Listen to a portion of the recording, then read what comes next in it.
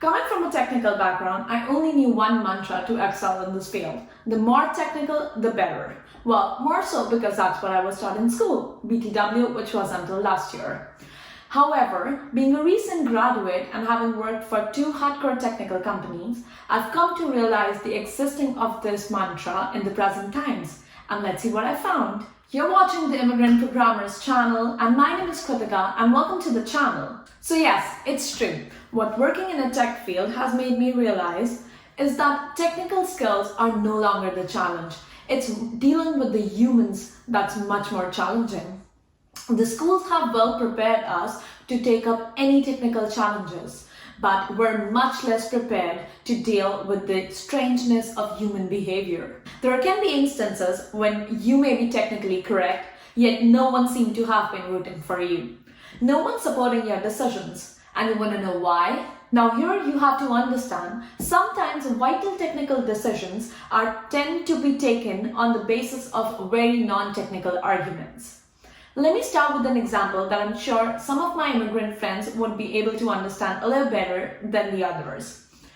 For instance, you're a part of a decision, but your manager used to work on some XYZ technology and he's comfortable with that.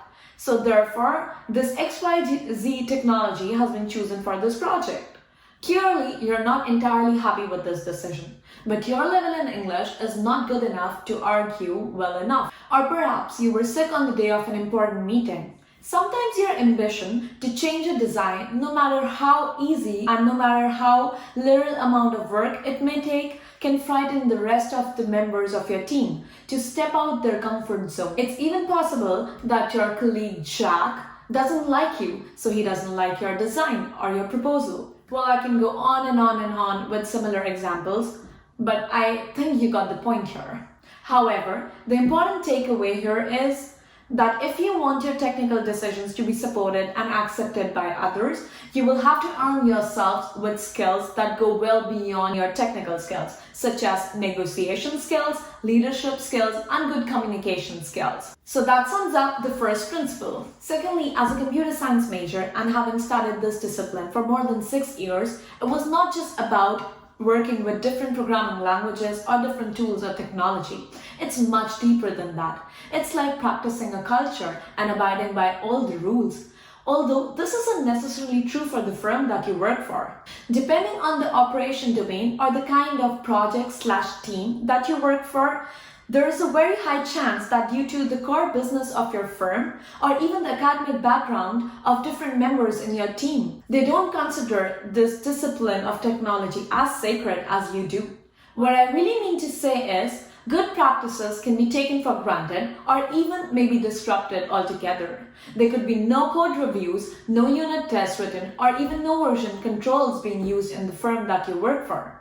Now, being a young engineer, all you will have to propose will be technical solutions. What if there is no version control system? Let's install Git. Now, what's next? There's no test being written? Let's install a good testing library. And if there is no code reviews, let's protect the master branch. But again, the important thing to understand here is that the problem was never about giving a technical solution. The problem was primarily human.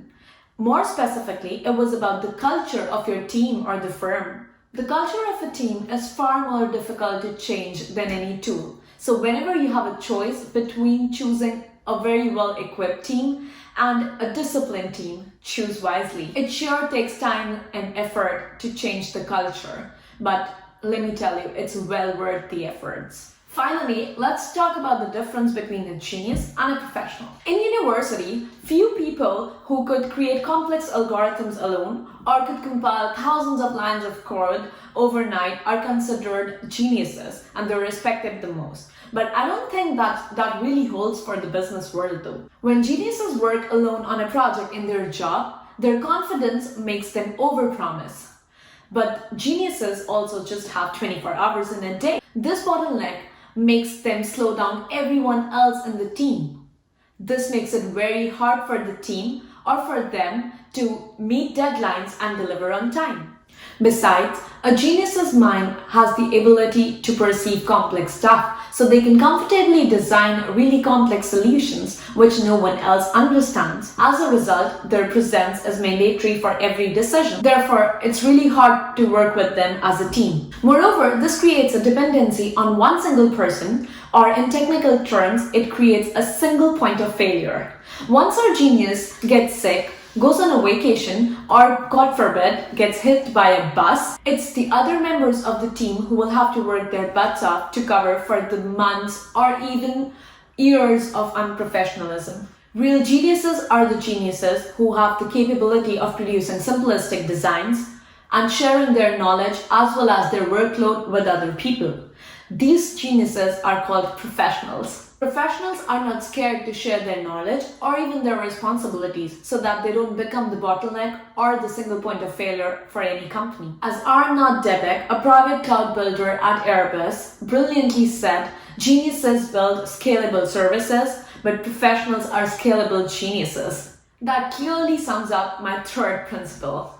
Whenever you have a choice to make between choosing a professional or a genius, you know what to choose. Alright, that's a wrap. So let me know about your choices down in the comment section. I'll love to hear all about your views on this video. Thank you so much for making it till the end of the video. I hope you enjoyed it. Please like, share and subscribe to the channel if you haven't done that already. Please smash that like button if you like our content. It helps us motivate to bring quality content right at your video screens. Thank you and until next time.